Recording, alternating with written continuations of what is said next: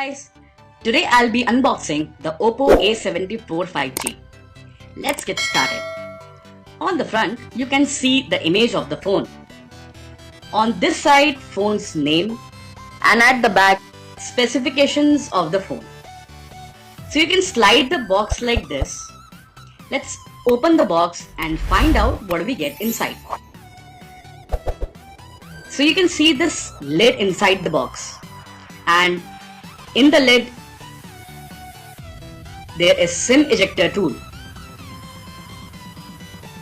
and next is documentations like safety guide and quick guide, which will give you information about the phone. This phone comes with a transparent back cover which will protect the phone. Here is the Oppo A74 5G, comes with fantastic purple color, looks very premium. The phone has Oppo branding at the bottom and a 48 megapixel triple camera setup. Now we have USB Type-C cable for charging the phone. And here is the 2-pin wall charger which supports 18 watts of fast charging.